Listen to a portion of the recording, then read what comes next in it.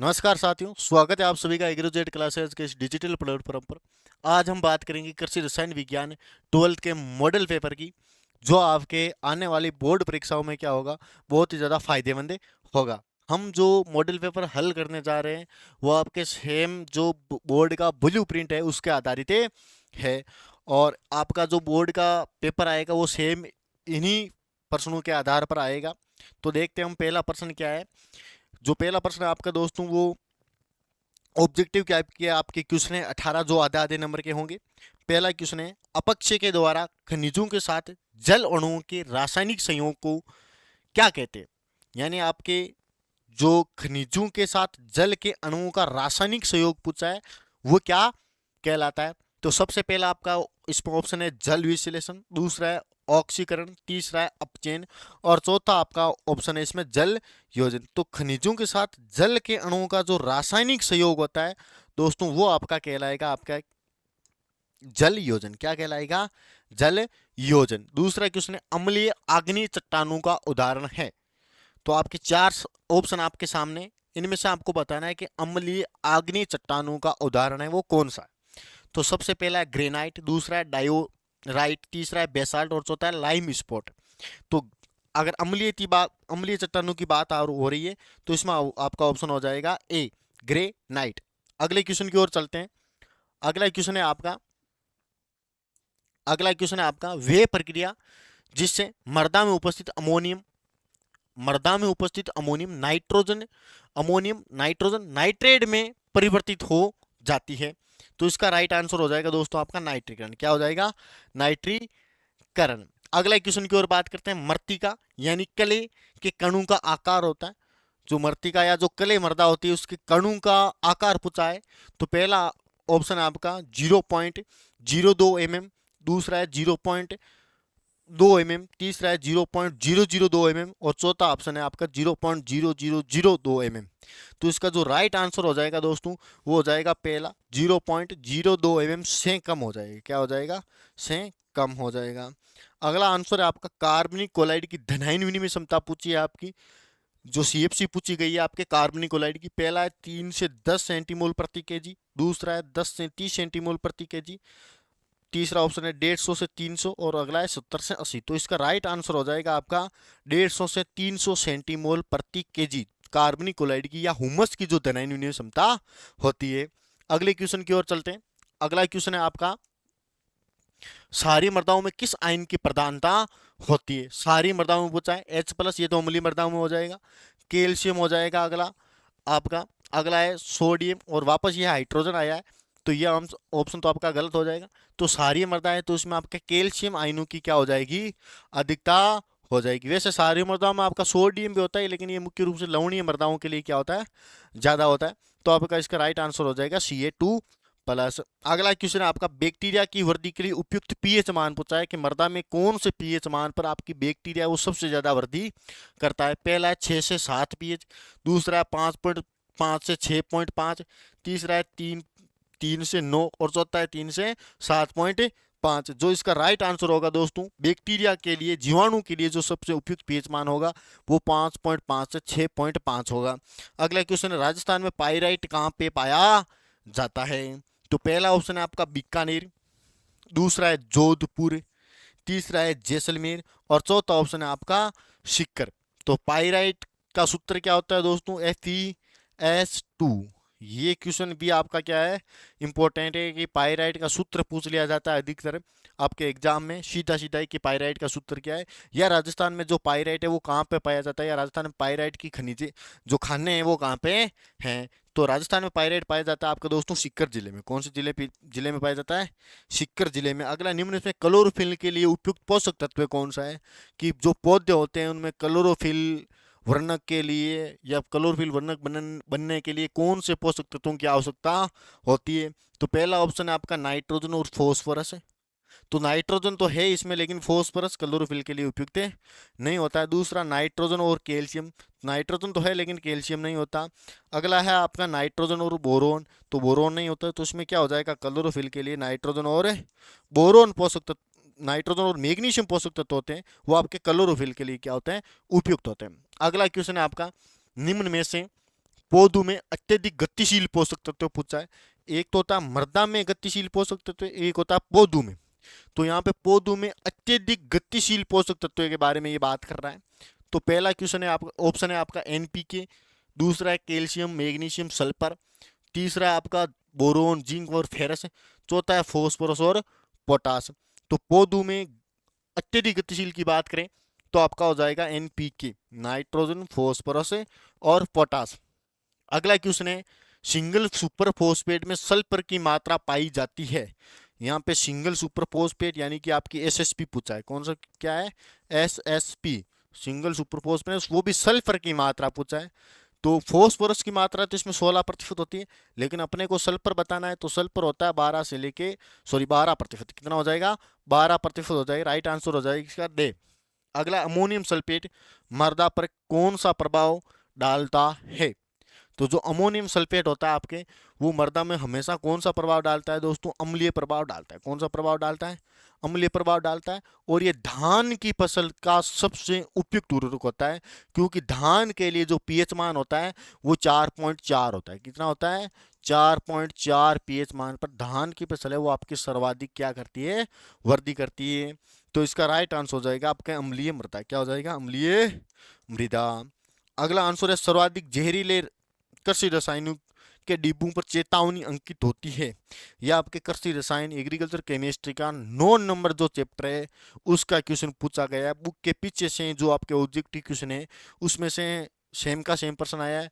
और आपके जो 12th की एजी हो, चाहे बायो हो, चाहे केमिस्ट्री हो, इन तीनों सब्जेक्टों में ही जो बुक के जो पीछे के जो क्वेश्चन दिए होते हैं वो सबसे ज़्यादा क्या होते हैं? महत्वपूर्ण होते हैं या इम्पोर्टेंट होते हैं। तो इसमें सर्वाधिक जहरीले रसायनों पर जो डिब्बे होते हैं कृषि रसायनों के, उन ऊपर चिन्ह की बात की तो उनमें क्या होता है? लाल रंग होता है। कौन सा होता है? लाल रंग होता है। क्वेश्चन नंबर 14 की ओर चलते हैं। अगला क्वेश्चन है आपका, निम्न में से कौन सा मानव जनित प्रदूषण है? नहीं है। ये भी 9 नंबर चैप्टर में से क्वेश्चन आया है और मानव जनित प्रदूषण नहीं है के बारे में पूछा है। तो इनमें से 3 तो मानव जनित प्रदूषण है और एक नहीं है। तो सबसे पहले बात करते हैं जल प्रदूषण, दूसरा है ध्वनि प्रदूषण, तीसरा है सामाजिक और चौथा है औद्योगिक प्रदूषण। तो आपकी 12th की एनसीईआरटी की बुक के अनुसार उसमें पीछे का सेम ये क्वेश्चन पूछा गया है कि जल प्रदूषण जो होता है वो मानव जनित प्रदूषण है नहीं होता है। चने के बीजों को किस जीव से उपचारित करते हैं? जो चना आपका दलहनी फसल है और दलहनी फसलों को अधिकतर हम राइजोबियम नामक जीवाणु से क्या करते हैं? उपचारित करते हैं। तो उसका राइट आंसर क्या हो जाएगा? राइजोबियम में हो जाएगा। एजोला होता है वो आपके धान के लिए होता है। अगला क्वेश्चन, मूंगफली की खली में नाइट्रोजन की मात्रा पूछिए कि जो मूंगफली की जो खली है उसमें नाइट्रोजन का कितना प्रतिशत होता है? तो पहला है 7.9, तो ये तो आपका गलत हो जाएगा। दूसरा है 7.2, यह आपका क्या हो जाएगा दोस्तों? राइट आंसर हो जाएगा मूंगफली के लिए। अगला क्वेश्चन देखो, 17 नंबर क्वेश्चन क्या कहता है? 17 नंबर क्वेश्चन है दूध का अपेक्षित घनत्व कितना होता है? दूध का, खींस का, या गाय के दूध का, भैंस के दूध का, इन सभी का जो अपेक्षित घनत्व होता है वो अलग अलग होता है। पहला क्वेश्चन है 1.028 और 1.032 से तक है। दूसरा है 1.030 से लेके 1.040 तक है। अगला है आपका 1.020 से लेके 1.025 तक। अगला है 1.010 से लेके 1.020 तक है। दूध का अपेक्षित घनत्व पूछा है तो इसमें राइट आंसर क्या हो जाएगा दोस्तों? पहला आपका राइट आंसर हो जाएगा 1.028। तो ये तो आपका गाय के दूध का अपेक्षित घनत्व हो जाएगा। और 1.032 ये हो जाएगा आपके भैंस के दूध का क्या अपेक्षित घनत्व? ये हो जाएगा आपके खींस का होता है 1.040 से लेके 1.080, तो ये खींस का अपेक्षित घनत्व होता है। अगला है ताजे दूध में अम्लता प्रतिशत कितनी होनी चाहिए? पहला ऑप्शन है आपके 1.16 से लेके 0.28। दूसरा ऑप्शन है 0.11 से लेके 0.16। तीसरा है 1 से लेके 1.28 और अगला ऑप्शन है 0.05 से लेके 0.10 तक। तो ताजे दूध में अम्लता की मात्रा पूछिए तो 0.11 से लेके 0.16% ये ताजे दूध की क्या हो जाएगी? अम्लता हो जाएगी। जब आपका दूध की अम्लता 0.03 2 से अधिक हो जाती है तो आपका दूध है वो फट जाता है। क्या हो जाता है? फटे जाता है। तो इसका राइट आंसर हो जाएगा आपका बे ऑप्शन। अब हम चलते हैं रिक्त स्थानों की ओर। तो अपने जो एग्रोजेट क्लासेज है उसकी हमारे मार्केट में एक बुक आ रही है कृषि परिवेशक या कृषि चैंपियन के नाम से। जो कृषि परिवेशक, जेट, डब्ल्यू, एओ, इन सभी प्रतियोगी परीक्षाओं के लिए क्या है ये बुक है आपके उपयोगी है, रामबाण साबित होगी। तो ये आप बुक अपने नज़दीकी किसी भी बुक डिपो से जाके परचेस कर सकते हैं। और इस बुक के जो अपने लेखक है वो दिनेश जी काला सर है, जो एग्रीकल्चर के एक्सपर्ट है। ठीक है। या अपने ज्ञान सरोवर पब्लिकेशन है, या हमारे जो आपको स्क्रीन पर दिखाई दे रहे हैं डिलीवरी, फ्री डिलीवरी के जो नंबर है, इनसे आप व्हाट्सएप पे मैसेज करके या आप बुक ऑर्डर कर सकते हो। ठीक है। इसमें आपको 10 मॉडल पेपर है वो आपको निःशुल्क मिलेंगे, जो कृषि परिवेशक के लिए क्या होंगे, विशेष तौर से उपयोगी होंगे। ठीक है। आगे बात करते हैं हम। अगला क्वेश्चन, अपने रिक्त स्थानों की पूर्ति कीजिए। मर्दा प्रोफाइल में रिक्त स्थान तथा रिक्त स्थान संस्तर है, यहाँ पे संस्तर का संयुक्त रूप सोलम कहलाता है। यानी कौन कौन सा संस्तरों का जो संयुक्त रूप है वो सोलम कहलाता है। तो इसमें ए और बी संस्तरों का जो संयुक्त रूप है वो क्या कहलाता है? सोलम कहलाता है। एक बात आपको और ये भी याद रखनी है कि जो मर्दा परिच्छेदिका होती है उसमें ए, ओ, ए, बी, सी और आर संस्तर होते हैं। तो यहाँ पे जो ए संस्तर होता है उसमें एक A2 संस्तर होता है, उसको हम ई संस्तर भी बोलते हैं इल्यूविएशन। तो इसको हम ऐसे भी लिख सकते हैं कि ए प्लस ई प्लस बी। तो बात क्या है, दोनों एक ही है। अगला है सोयाबीन में राइजोबियम की कौन सी प्रजाति हम काम में लेते हैं? तो सोयाबीन की हम जो राइजोबियम की प्रजाति वो लेते हैं जापोनिकम। कौन सी प्रजाति काम लेते हैं? जापोनिकम प्रजाति काम में हम लेते हैं बीज उपचारित करने के लिए। अगला है मोंट मोरिलोनाइट के कणों का आकार कितने एमएम होता है? तो आपको पता है मृत्तिका के 3 प्रकार होते हैं, केओलिनाइट, मोंट मोरिलोनाइट और इलाइट। तो जो मोंट मोरिलोनाइट के कणों का आकार होता है वो 0.01 से लेके आपका 1 एमएम होता है। कितना होता है? 0.01 से लेके 1 एमएम। अगला क्वेश्चन है, मृदा पीएच मान मृदा विलीन में उपस्थिति H प्लस तथा OH माइनस आयनों की सांद्रता पर निर्भर करता है। जो H प्लस आयन होते हैं वो अम्लीय पीएच को दर्शाते हैं, और OH माइनस आयन होते हैं वो क्षारीय पीएच को दर्शाते हैं। ठीक है।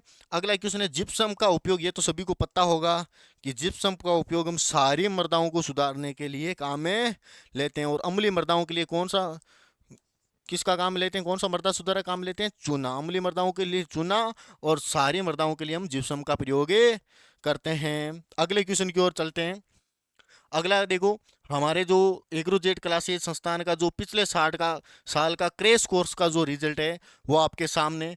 हमारे एक स्टूडेंट है पवन बेनीवाल और दूसरा है सुरेंद्र सेन, जिन्होंने 2 से 2.5 मंथ के क्रैश कोर्स में जो एग्रीकल्चर यूनिवर्सिटी जोधपुर है उसमें अपना एडमिशन सुनिश्चित किया है। अगर आपको भी एग्रोजेट क्लासेज ज्वाइन करनी है तो हमारा 6 मार्च से रजिस्ट्रेशन क्या है, शुरुआत है। अगर आप हमारे गूगल पे जाओगे www.agrojetclasses.in पे अगर आप साइन करोगे या लॉगिन करोगे तो यहाँ पे आप अपना रजिस्ट्रेशन कर सकते हो, और 20 में लगभग आप 20% क्या कर सकते हो, छूट पा सकते हो। तो आज ही या अपने एग्जाम होने के तुरंत बाद आप यहाँ पे से रजिस्ट्रेशन करें और अपनी संस्थान में क्या करें, आप अपनी सीट क्या करें, सुनिश्चित करेंगे। क्योंकि हमारे पास जो टारगेट बेंच होता है उसमें कुछ सीमित ही सीटें होती है, तो बाद में आप एडमिशन नहीं ले पाओगे। इसलिए जल्दी से जल्दी क्या करो, अपना रजिस्ट्रेशन करो।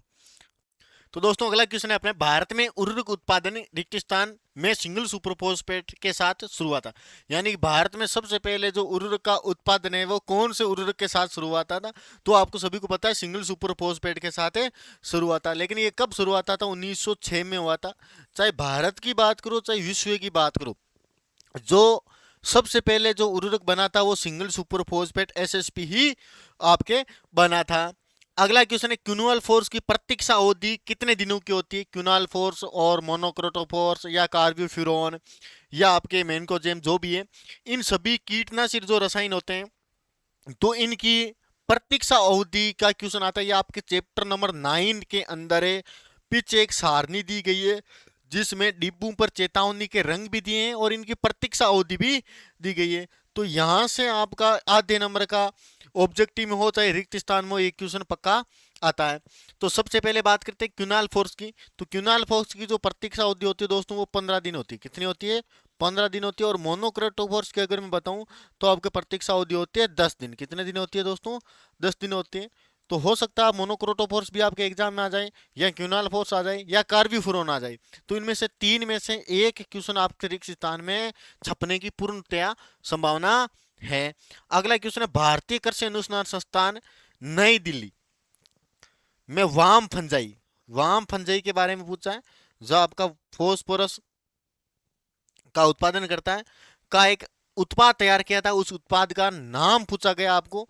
तो वो उत्पाद क्या क्या था आपका? न्यूट्रेंक था। क्या था? न्यूट्रेंक नामक आपका क्या था?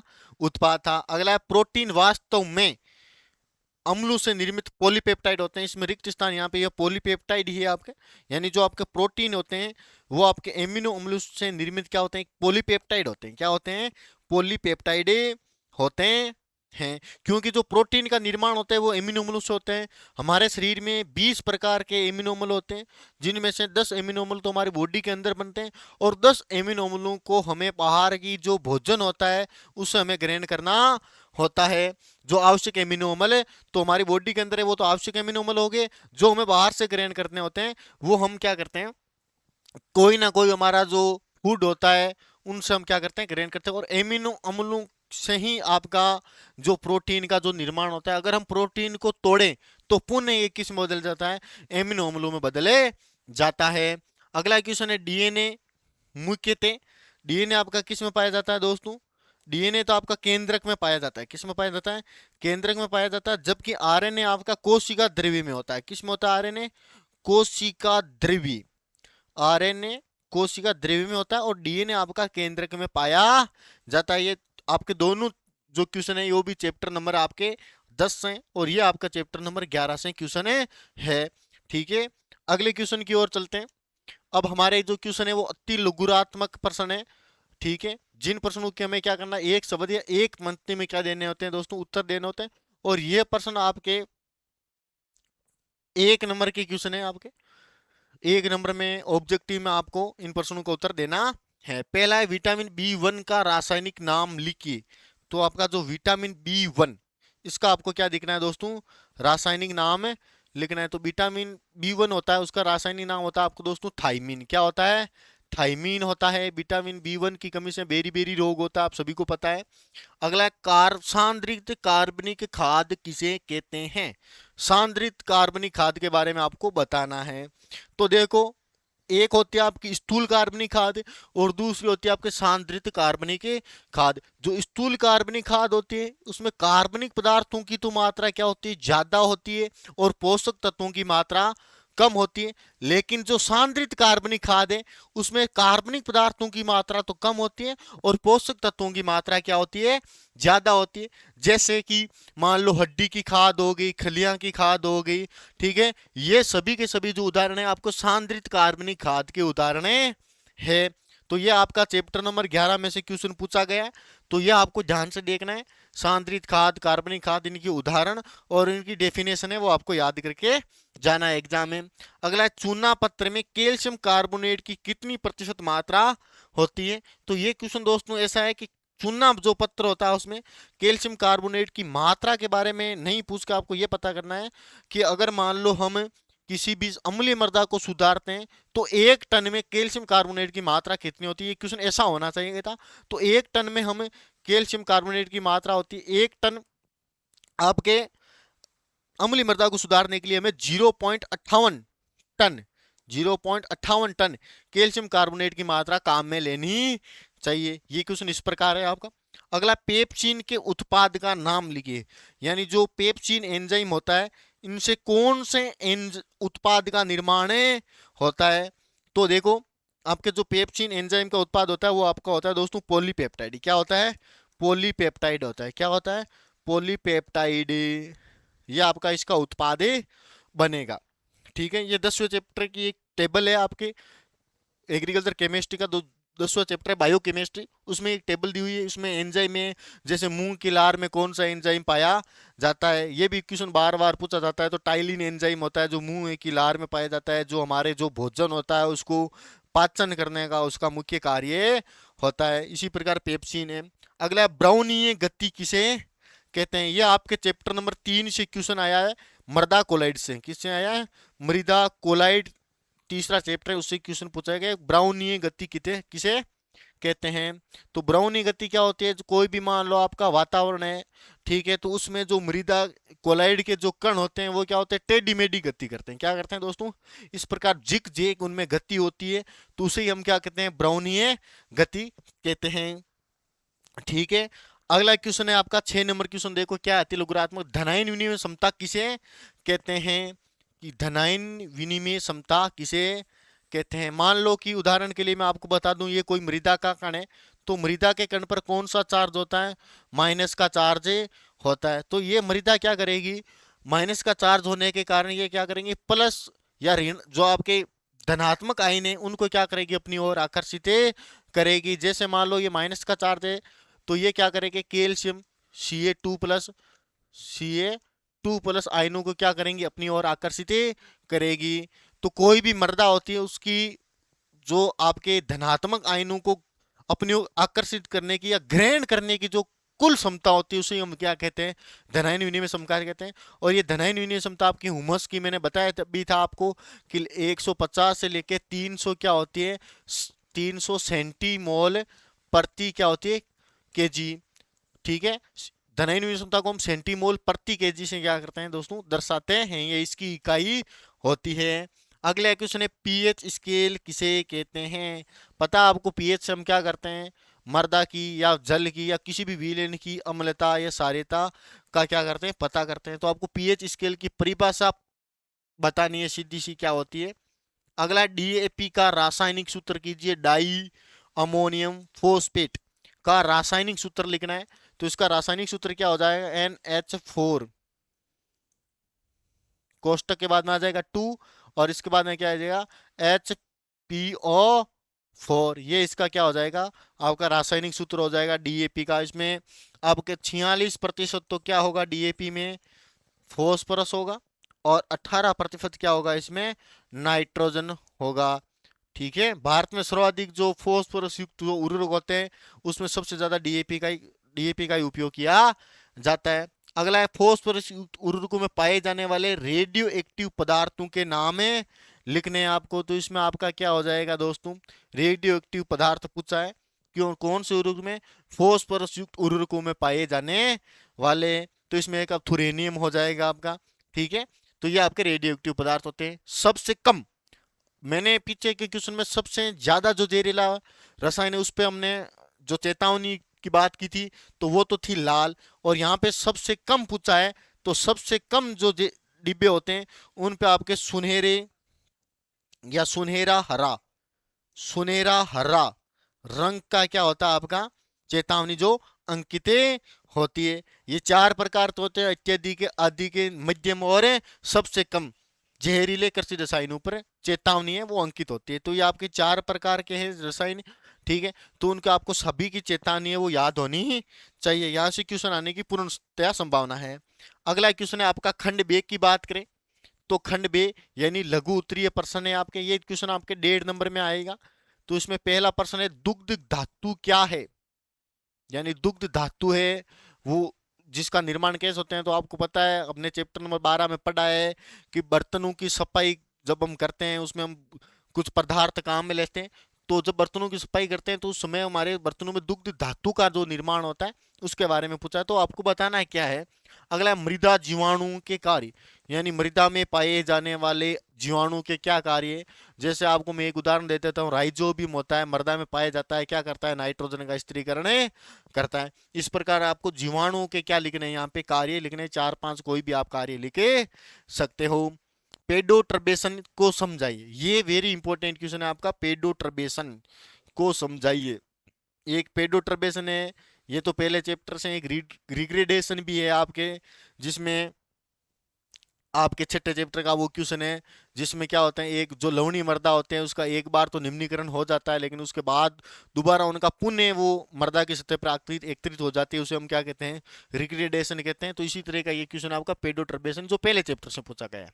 अगला है धनायन विनिमय क्षमता को प्रभावित करने वाले कारकों का नाम है, लिखिए या कारकों को समझाइए। अब धनायन विनिमय क्षमता को प्रभावित कौन करते हैं, मृदा की प्रकृति हो गई, पेत्रक पदार्थ हो गए आपके, मृदा आयु हो गई, ठीक है, ये आपके धनायन विनिमय क्षमता को प्रभावित करने वाले कारक हैं। अगला है मृत्तिका पर ऋण आवेश के स्रोत बताइए, यानी कि जो कले मृदा होती है उसमें कौन कौन से ऋण इनके स्रोत होते हैं, वो आप सभी को पता ही होंगे शायद, या मैं आपको ऋण आवेशों के कुछ नाम दे रहा हूं कि ये ऋणात्मक होते हैं। जैसे मान लो कि आपके OH माइनस हो गया, या क्या होता है आपका दोस्तों, ऋण आवेश होता है। अभी मैंने एक HPO4 माइनस बताया था, ये भी क्या होता है, ऋण आवेश होता है, ठीक है। अगले क्वेश्चन की ओर हम चलते हैं। अगला क्वेश्चन है आपके नाइट्रेट युक्त पदार्थ किस प्रकार प्रदूषण फैलाते हैं। ये चैप्टर नंबर 9 का आपके क्वेश्चन है कि नाइट्रेट युक्त जो पदार्थ होते हैं वो मृदा में या पर्यावरण में किस प्रकार का प्रदूषण है फैलाते हैं, तो इसके बारे में आपको विस्तार से वर्णन करना है, ठीक है। अगला क्वेश्चन है निम्नीकरण को समझाइए। देखो ये मैंने बताया भी था, निम्नीकरण क्या होता है कि आपके मृदा, लवणीय मृदा को शुद्ध बनने के जो 5 कारण होते हैं उसमें लास्ट अवस्था होती है आपके निम्नीकरण, जिसमें क्या होता है, एक बार तो मृदा का आपका जो लवणीय मृदा उसका निम्नीकरण हो जाता है, लेकिन निर्माण एक बार तो निम्नीकरण हो जाता है, लेकिन मृदा बाद में क्या हो जाती है, धीरे धीरे तापमान के कारण क्या हो जाती है, पुनः मृदा सतह पर आती है। तब तो उस समय मैंने क्या बोल दिया, रिग्रेडेशन बोल दिया। और निम्नीकरण के बारे में पूछा है तो मृदा क्या होती है, अधिक, अगर कोई भी खेत है उसमें लवणीय मृदा है तो हम बार बार उसमें अगर सिंचाई देंगे तो वो जो लवण है वो जल के साथ घुलकर नीचे की ओर आपके चले जाएंगे, जिसे हम निक्षालन भी बोलते हैं। अगला क्वेश्चन है फोस्फोरस के कार्य लिखने आपको, 7वें चैप्टर का क्वेश्चन है, ये आपने 11th में भी पढ़ा था HG के चैप्टर नंबर 4 में कि फोस्फोरस के कार्य लिखिए। तो फोस्फोरस के क्या कार्य होते हैं, जड़ों की वृद्धि बढ़ाता है, पहला पॉइंट तो ये हो जाए। पौधों में RNA और DNA का निर्माण करता है, ATP और ADP के निर्माण सहायक होता है, इसलिए इसको क्या बोलते हैं, जीवन की कुंजी बोलते हैं, की ऑफ लाइफ बोलते हैं। और ये पौधों को आपका अप्रत्यक्ष रूप से सूखे से बचाने का काम करता है, प्रत्यक्ष रूप से पौधे को सूखे से पोटास बचाता है, और अप्रत्यक्ष रूप से आपका फोस्फोरस से बचाता है। अगला क्वेश्चन है विनाइट्रीकरण को समझाइए, चैप्टर नंबर 2 का क्वेश्चन, नाइट्रीकरण, विनाइट्रीकरण, अमोनिफिकेशन या अमोनीकरण, ठीक है। अगला है कृषि डायनासोर बच्चा हुए तो भूमि प्रबंधीय सावधानियां लिखिए। तो ये आपके चैप्टर नंबर 9 से क्वेश्चन आया है, जिसमें हमें भूमि प्रबंधनीय सावधानी लिखनी, 4-5 सावधानियां है, सीधी आप लिख सकते हो पॉइंट लगा के, कोई दिक्कत नहीं इनमें। अगले क्वेश्चन की ओर बात करें, पायरेट्स क्या है, मैंने बताया था पायरेट्स क्या होता है। पायरेट्स राजस्थान में सर्वाधिक कहाँ पे होता है, सीकर जिले में होता है, और इसका हम प्रयोग जो मृदा सुधारक के रूप में करते हैं, और इसका जो रासायनिक सुधारक सूत्र होता है वो क्या है, FeS2 होता है। और इसका सारी मृदाओं को कैसे सुधारा जाता है, पायरेट जो होता है सारी मृदाओं को सुधारने के लिए काम में लेते हैं। इसका रासायनिक सूत्र मैंने बता दिया, कहाँ पे पाया जाता है, शीघ्र में पाया जाता है। तो ये आपको विधि का जो वर्णन है वो आप पूर्ण तरीका से आपको करना है। अगला क्वेश्चन निम्नलिखित पर टिप्पणी लिखिए। सबसे पहला है आपका H2SO4 यानी सल्फ्यूरिक अम्ल के बारे में आपको टिप्पणी लिखनी है। दूसरा है शीरा एवं प्रेसमंड, और तीसरा है कटाली खरपतवार। तो इनको क्या करते हैं, मृदा सुधारक के रूप में इनका हम प्रयोग करते हैं तीनों का ही। तो इनके ऊपर आपको 7-8 लाइन में आपको क्या करना है, इनका वर्णन करना है। ये क्वेश्चन आपके 3 नंबर का आएगा, कितने नंबर का आएगा, 3 नंबर में आएगा। और इसी प्रकार का क्वेश्चन आपको देखने को मिलेगा। इनमें से सबसे ज्यादा जो इंपॉर्टेंट आपका, एक तो कटाली खरपतवार है और एक शीरा और प्रेस मंड, ये दो जो है आपके वेरी वेरी इंपॉर्टेंट है। तो आप इनको एक बार पढ़ के आपको जाना चाहिए एग्जाम से पहले। क्वेश्चन नंबर हम 15 की बात करें तो 15 नंबर क्वेश्चन देखो आपके क्या है, अमोनियम सल्फेट। अमोनियम सल्फेट पूछ लिया, धान के लिए सबसे उपयुक्त होता है, मृदा में अम्लीय प्रभाव डालता है, ठीक है। कि मृदा में अभिक्रिया बतानी है आपको, एवं फसलों पर इसका क्या फसलों पर तो अम्लीय प्रभाव पड़ता है ना, तो फसलों पर प्रभाव को आपको क्या करना है, समझाना है। और MOP दिया है, सेम ही क्वेश्चन है, MOP हो चाहे अमोनियम में सल्फेट हो, इस प्रकार का आपको क्वेश्चन आने की पूरा संभावना है। इसके अलावा आप इसमें यूरिया भी याद रख सकते हो कि यूरिया का फसलों पर प्रभाव बताइए और मृदा में अभिक्रिया बताइए। इसके अलावा आप याद रख सकते हो आपके किसान खाद है ना, कैल्शियम अमोनियम नाइट्रेट, SOP। तो ये जो आपके कुछ महत्वपूर्ण क्वेश्चन है वो आपको याद है करके जाना है। अगले क्वेश्चन नंबर हम 16 की तरफ चलें तो 16 नंबर क्वेश्चन है आपका, सिंथेटिक दूध क्या है। इसका परीक्षण करने की विधियों का वर्णन कीजिए। सिंथेटिक दूध आपको पता है कृत्रिम दूध होता है जो हम बनाते हैं, सेपरेटा दूध या सेपरेटा जो पाउडर होता है, ठीक है। तो सिंथेटिक दूध के बारे में पूछा है क्या है, और इसका परीक्षण करने की बहुत सारी विधियां होती है, वो हम सभी विधियों का आपको क्या करना है, वर्णन करना है। या इनमें से आपको 3 या 4 अगर क्वेश्चन में दे दे सिंथेटिक दूध की परीक्षण की कोई 3 विधियों का या 4 विधियों का वर्णन कीजिए, तो आप आराम से कर सकते हैं। अगला पास्तुरीकरण को परिभाषित कीजिए और इसकी धारण विधि का विस्तार से वर्णन कीजिए। ये चैप्टर नंबर आपके 12 है, दूध वाला चैप्टर है, उसमें से पूछा गया है। 2 क्वेश्चन तो आपके ये हो गए 12 चैप्टर में। इसके अलावा एक क्वेश्चन आपका चेड़दार पनीर हो गया, चेड़दार पनीर बनाने की विधि का वर्णन। इसके अलावा आपके जो दूधशाला में काम में आने वाले जो बर्तन है, दूधशाला में काम में आने वाले बर्तन है, उनको कैसे साफ किया जाता है, ये क्वेश्चन भी आपको क्या करना है, देख के जाना। ये 4-5 क्वेश्चन है जो आपके केमिस्ट्री की बुक में दिए हुए, पीछे के प्रश्न दिए मुख्य रूप से आपके, चाहे एजी हो, चाहे बायो हो और चाहे केमिस्ट्री हो, इन तीनों सब्जेक्टों में आपके जो बुक के जो पीछे के जो प्रश्न दिए हुए हैं, आपके पाठ्य पुस्तक प्रश्न है, वो आपको चाहे बहुविकल्पी हो, चाहे रिक्त स्थान हो, चाहे उनमें एक महत्वपूर्ण बिंदु भी दिए होते हैं, या अति लघुरात्मक, लघुरात्मक या निम्नात्मक, वो सारे प्रश्न आपको पढ़ के जाना है। क्यों, अधिकतर जो बोर्ड का पेपर बनता है, मैंने कुछ पिछले 5-7 साल से एनसीईआरटी या 12th के बच्चों को मैं पढ़ा रहा हूँ, और मेरा जो अनुभव है यही कहता है कि आप पीछे के जो प्रश्न है वो याद करके जाओ, आपका बोर्ड का पेपर आपका वहीं से ही आने वाला है। अगर आप पीछे के प्रश्न अच्छी तरीके से तैयार करके जाते हो तो आपका पेपर अच्छा होगा और आप 100% नंबर लेके आने में कामयाब होंगे। प्रश्न नंबर 17 की ओर जाते हैं हम। 17 नंबर क्वेश्चन है, निम्नलिखित प्रश्न है जिसकी शब्द सीमा आपको 250 शब्द याद रखनी है, और ये क्वेश्चन 4 नंबर के आते हैं। निम्नलिखित पर टिप्पणी लिखनी है आपको। वर्मी कंजर्वेशन, एजेक्टोबेटर, पीएसबी और खली, यानी इन तीनों पर आपको क्या, चारों पर आपको क्या लिखनी है दोस्तों, टिप्पणी लिखिए कि खलियां कौन सी होती हैं, खाद्य खलियां होती हैं, अखाद्य खलियां होती है, इनका हम खेत में खाद के रूप में प्रयोग करते हैं। पीएसबी क्या होता है भाई, पीएसबी मृदा में किसका जो संश्लेषण करता है। इसके अलावा एजेक्टोबैक्टर हो गया, और वर्मी कंजर्वेशन है हो गया, ठीक है। अगला क्वेश्चन सेम ही है, इसमें आपको आवश्यकता की कसौटी के सिद्धांत लिखने। आवश्यकता की कसौटी के कितने सिद्धांत है, आपके 3 सिद्धांत हैं, जिसको आपको आपके ओरनोन ने दिया था 1954 में। 1954 में पहले उन्होंने ओरनोन और स्कॉट ने दिया था 1939 में, लेकिन इसको पुणे दोबारा ओरनोन ने दिया था 1954 में। और ये क्या सिद्धांत होते हैं कि पौधे जिस पोषक तत्व की कमी होती है, उस पोषक तत्व की कमी हम उसी पोषक तत्व द्वारा करते हैं। पोषक तत्व आपका उपपचय क्रिया में भाग लेने वाला होना चाहिए, ठीक है। और कोई भी पौधा है वो 17 आवश्यक पोषक तत्वों के बिना अपना जीवन चक्र पूरा नहीं कर सकता। यह आपकी आवश्यकता की कसौटी की सिद्धांत है। सूचक पौधे के बारे में पूछा गया है कि सूचक पौधे कौन से होते हैं, जो वे पौधे होते हैं जो आपको किसी भी पोषक तत्व की कमी के लक्षण सबसे पहले प्रकट करते हैं, वो सूचक पौधे हो गए आपके, ठीक है। जैसे मान लो सोडियम की, मान लो चुकंदर होता है, सूचक पौधा होता है। धान का, सॉरी, जिंक का धान होता है सूचक पौधा। तो इसी प्रकार सेहंती प्रवाह या मांस फल होता है आपका, मांस फलों की पौधा जो होता है वो पोषक तत्वों को, जो पोषक तत्व होता है उसको पौधा किस प्रकार ग्रहण करता है, अधिकतर जो पोषक तत्व उनको पौधा जड़ों के द्वारा ग्रहण करता है, तो यही आपका मांस फलो है। अगला कैल्शियम के कार्य लिखने हैं आपको कि कैल्शियम का क्या कार्य होते हैं, ठीक है। और कैल्शियम की कमी के लक्षण कहाँ पे होते हैं वो भी आप याद करके जा सकते हो, इंपॉर्टेंट बनता है। लेकिन यहाँ पे कैल्शियम के कार्य दिए तो आप कार्य देख लेना एक बार। और लास्ट क्वेश्चन है आपका 18 नंबर क्वेश्चन, क्या कहता है कि पोषक तत्वों के पादप अधिग्रहण की क्रिया विधि को समझाइए, और वर्मी कंपोस्ट क्या है, वर्मी कंपोस्ट बनाने की विधि का वर्णन कीजिए।